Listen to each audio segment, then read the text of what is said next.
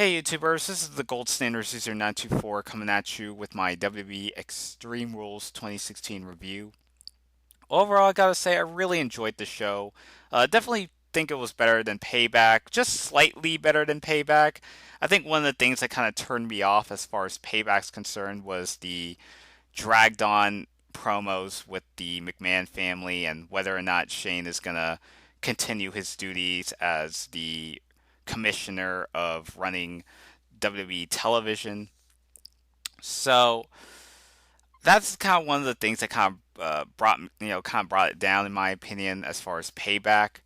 But Extreme Rules, on the other hand, there wasn't really anything that was abysmal, nothing that just wants you to yell at your television screen. I mean, obviously you have the main event and the outcome of that, but other than that, there wasn't really a lot of things that you really feel like you just want to destroy your television set or anything like that. But yeah, so Extreme Rules is just a very enjoyable pay per view. Like I said, there are about 8 matches on the card, and only one of those matches was bumped to the kickoff show. And that particular match was the grudge match between Dolph Ziggler and Baron Corbin. And unlike last time, which Dolph Ziggler ended up defeating Baron Corbin in his first pay per view debut, so Baron Corbin ended up picking up a win over Ziggler in the rematch. So then we get to the main card of the show. So this is basically 7 matches. So the pay per view opened up with a tornado tag match between the Bullet Club of Luke Gallows and Carl Anderson taking on the Usos. Yeah, so the match was actually going really well. I think the only thing that kind of brought it down was the fact that we've seen this match so many times. But this time it was kind of a slight twist. It's because this was kind of more like tornado rules, so you didn't have to like tag your partner on the apron and stuff like that. It was just basically a free for all. There wasn't necessarily a lot of things that were considered extreme. I mean, except for that moment where one of the Bullet Club members was holding a ring bell and they were trying to club it on one of the Usos, but that didn't happen. So eventually, even though it looked like the Usos were going to win, the Bullet Club ended up, finding a way to take the advantage and basically get a win over the Usos. Yeah, so this was actually a pretty decent opener. Wouldn't say anything. Wouldn't say it was as great as the previous pay-per-views where they would always start off with a really hot opener that would go on for over 10 minutes. But yeah, this match didn't really go on for too long, but in some ways it was kind of a good thing. But I mean, we've just seen this, these two teams just go at it so many times. It's kind of really getting tiresome. And so far with the way that WWE's been treating the Bullet Club, it's just kind of really, it just feel like another tag team on the roster. They just kind of lost that sort of mystique that they have. So this match, was a pretty solid way to open up the show. Then we have is the U.S. title bout between the champion Kalisto defending the belt against Rusev. So Rusev ended up winning the Battle Royal to determine the number one contender for Kalisto's U.S. title. So, they had the match, and, Rusev's been up winning Kalisto in a lot of, in ring segment. They've been building this up quite decently. So, they have the match. Kalisto's doing all he can. This is the dynamic between David versus Goliath. So, yeah, the one spot I really liked was the head scissors off the steel steps that Rusev crashed into. And then towards the end of the match, Rusev did like some sort of military press, and Kalisto landed hard on the apron. Yeah, Rusev ended up, taking the advantage. The referee's just trying to restrain Rusev and not to, continue the match. And um, I mean, yeah. So Rusev ended up getting the win by locking in the accolade on Kalisto to become the new United States champion. So it seemed like they're kind of rebuilding Rusev's momentum ever since his feud with John Cena. He's just been kind of in an uphill battle, breaking up with Lana, and then TMZ reported that they were actually getting married. Vince McMahon kind of got pissed because, he just wanted to kind of disassociate Rusev and Lana, despite the fact that they were going out at the time. So eventually, Rusev and Lana got back together on screen. Rusev had to go through the League of Nations, and it just kind of really hurt his character a bit. Didn't really do him any favors. But now that he's on his own, it seemed like they're going back to the trying to get Rusev back on the saddle once again. So this would be pretty interesting, but at the same time, as far as the current state of the U.S. title is concerned, it's just kind of gone back to, I don't know. It just kind of feels like an afterthought title belt since John Cena held that belt and the whole open challenge thing that he was doing. But yeah, Kalisto's just been kind of an underwhelming champion, and the fact that they were trying to kind of mold him into the modern day Rey Mysterio and having to do all these David versus Goliath matches just isn't really. I'm not honestly not really buying it. But yeah, the match surprisingly didn't go on as long as I thought it was going to be. So Rusev ended up winning the U.S. title there. Then we have is the tag team title match between the New Day defending the belts against the Vlaudevillains. So yeah, basically the Vaudevillains were supposed to have a match against Enzo Amore and Colin Cassidy at Payback, but the match got cut short after the incident where Enzo Amore hit his head hard on the middle rope. So the match was pretty much over before it began. There wasn't like a legit winner going into that match. So Vaudevillains kind of take this opportunity to utilize that heat and eventually being the number one contenders for the New Day's tag team title belts. So they have the match, and New Day's pretty over as hell, and one of the most over tag teams in recent memory. So I'm not sure how long they're gonna hold that belt. I mean, I've probably said this in so many of my pay-per-view reviews. So that was kind of the question I've always asked myself: is like, how long is the New Day gonna hold these belts? Especially since there isn't another tag team that's positioned as a threat to Kofi Kingston, Biggie, and Xavier Woods. So it seemed like they're gonna potentially beat Lundrick's record, which was like the tag team with Brian Kendrick and Paul London. So it seemed like they're probably going to be holding that tag team belts for a long time and probably beating Lundrick's record. So anyway, I mean, I'm glad that the tag division is kind of starting to improve after a couple years where they only had like a bunch of thrown in together tag teams, just winning the belts to kind of use it as a plot device because these two wrestlers who are holding tag title belts aren't getting along and trying to set up a feud between the two. So I'm kind of glad we've kind of moved away from that. But definitely. Then again, it's not. The tag division isn't perfect. I mean, it could use some improvement, especially spice up more competition with the New Day.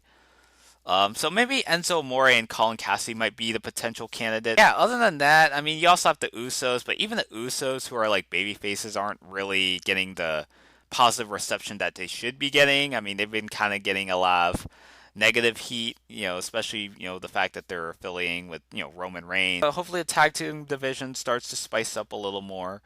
Yeah, so New Day ended up going over the Vaudevillains and not a very long match. Yeah, there was actually a pretty cool spot where Big E tried to, went on to do a spear through the middle rope. Kind of like what he did, kind of like what Edge did to Mick Foley at WrestleMania 22. So it kind of reminded me of that. But yeah, New Day ended up going over the Vaudevillains to retain the belt.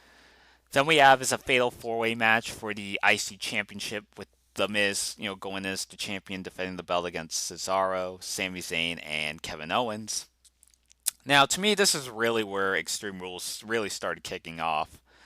So, I mean, the match just a lot of suspense. There was moments where it looked like The Miz is gonna steal victory here and there.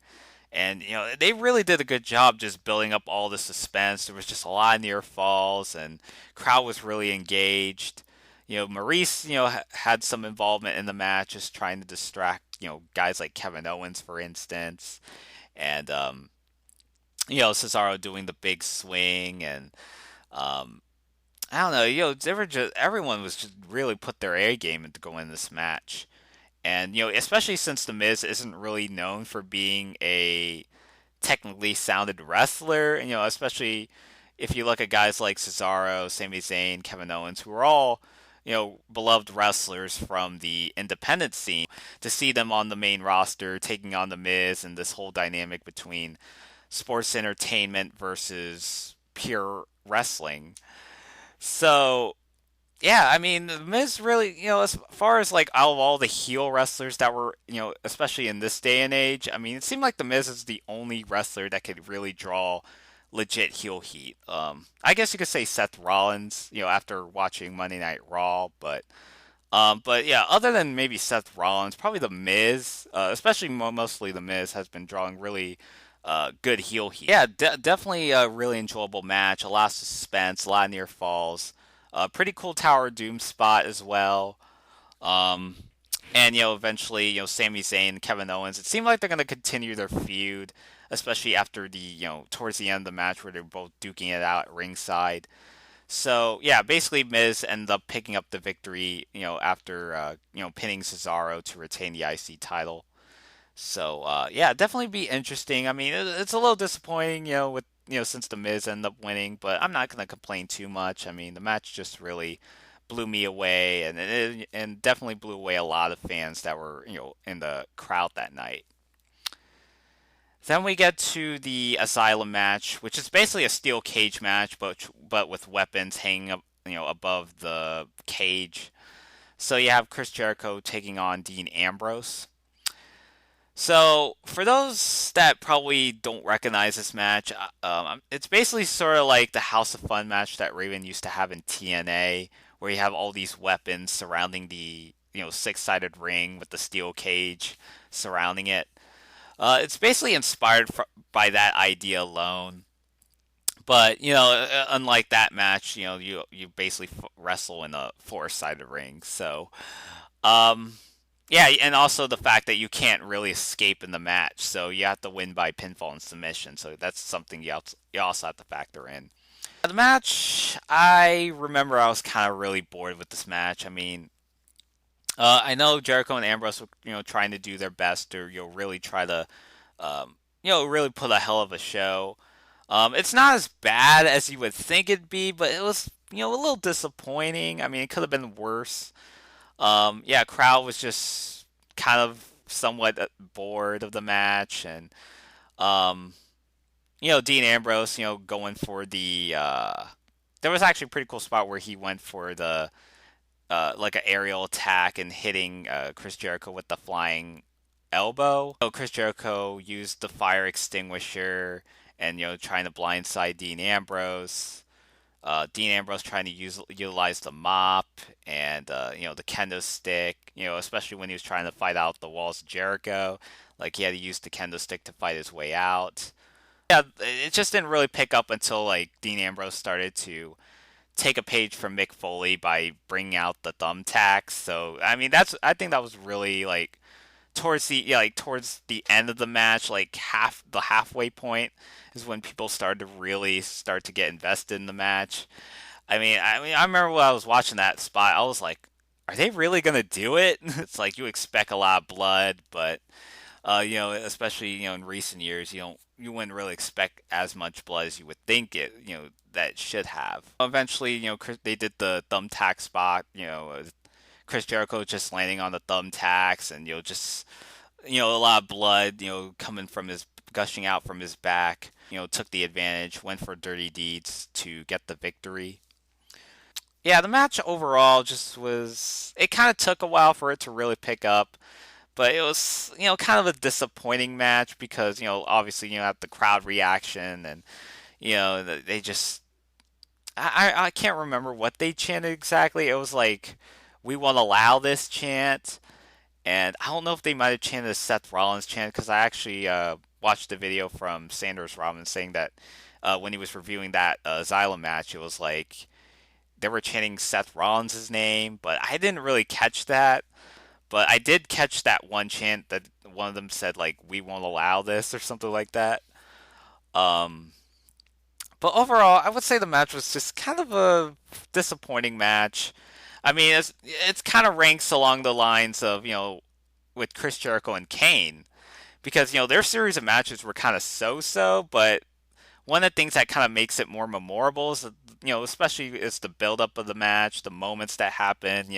Even some of the most ridiculous moments, like Chris Jericho spilling Kane with a cup of coffee, and you fast forward to recent years with Chris Jericho and Dean Ambrose. It's like, like Dean Ambrose takes over Chris Jericho's highlight reel and supposedly canceling the show until Stephanie or Shane end up undoing it by bringing back the highlight reel. Chris Jericho destroying a plant that Dean Ambrose called Mitch, and Dean Ambrose destroying Chris Jericho's jacket. I mean, it's just a lot of wacky stuff, but at the same time, it's like, the matches were very so-so, but the moments were kind of what one of the things that really, well, hopefully might remember have people going back and remember it just for those particular moments, but not so much the matches. Um, so I mean, the match was just kind of disappointing in a way, but not as bad as you would think it'd be. But yeah, so Dean Ambrose ended up going over Chris Jericho. Yeah, I expected a little more from the two, but I guess sometimes it doesn't always pan out that way. Then we have is the submission match for the women's title. So Charlotte defending the belt against Natalya. Yeah, this is a rematch from their Extreme Rules match where Charlotte Flair locked in that sharpshooter on Natalya to recreate the Montreal Screwjob. So eventually they end up having the rematch 2 weeks later. Yeah, this match, I would say it was kind of a step down from their payback match where there was just, even then it was the matchup was going really good up until the finish, but here it was just kind of, I don't know if they were just not given a lot of time, especially after coming out of the match that they had with Jericho and Ambrose. But the match was, like I said, it was just kind of there. But it looked like Natalya was going to win this match, but because Ric Flair couldn't interfere, so you would think that maybe this would be the time where Natalya would end up winning the women's title and put an end to Charlotte's reign of terror. But that wasn't the case. Ric Flair's music hits. Dana Brooke ends up dressed up as a cosplay version of Ric Flair. So Dana Brooke's interference allowed Charlotte to take the advantage, and Natalya taps out to the figure eight. So Charlotte Flair ends up walking out as still your woman's champion. Yeah, so kind of a disappointing match. Definitely seen better. Then we have the main event with Roman Reigns, the champion, taking on AJ Styles for the world title. Yeah, definitely another match I thought was just as good as their payback match.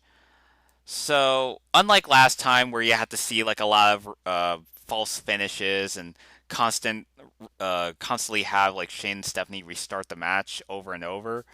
Yeah, this one I would say was just as good, if not better, than their payback match.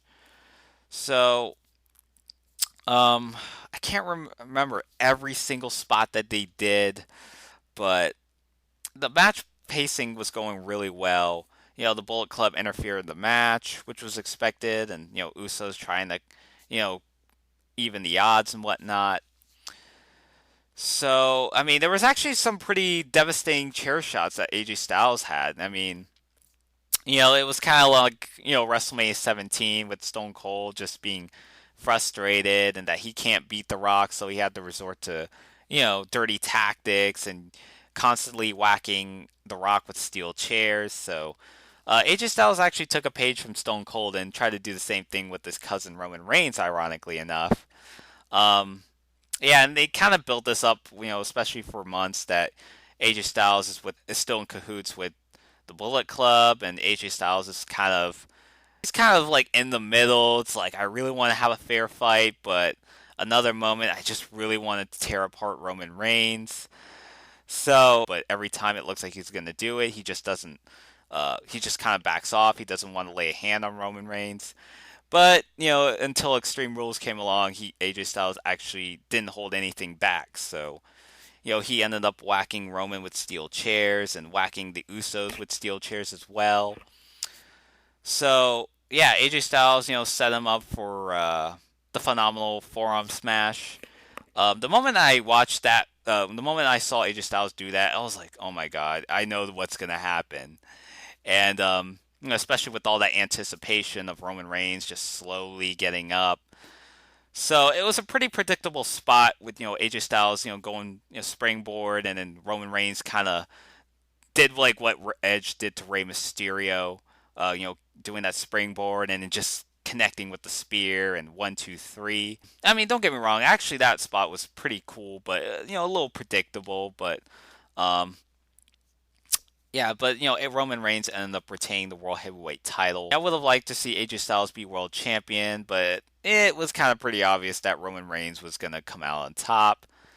And then surprisingly enough, the pay per view ends with Seth Rollins nailing the pedigree on Roman Reigns, and after a couple months, Seth Rollins returns to WWE TV. I was thinking that Seth Rollins was going to come back as the sympathetic babyface, but it seemed like after watching Monday Night Raw, turns out it's not going to be the case. So yeah, so this is going to be set up for Money in the Bank, and would be interesting to see how this would turn out. Are they going to boo Seth Rollins? Are they going to boo Roman Reigns? I mean, I know they're going to boo Roman Reigns actually, but are they still going to boo Seth Rollins regardless? Um, yeah. So overall, this show, I gotta say, it was very enjoyable show. Aside from the so-so match between Jericho and Ambrose, everything else was pretty solid. Definitely took a while for the show to really get going. But nevertheless, just a very enjoyable show. So Money in the Bank would be about a couple weeks from now. I think around June, June 19th specifically. Let me know what you think down in the comment section below. Tell me what were your favorite matches, least favorite matches. Yeah, so till then, this is the Gold Standard C0924 signing out.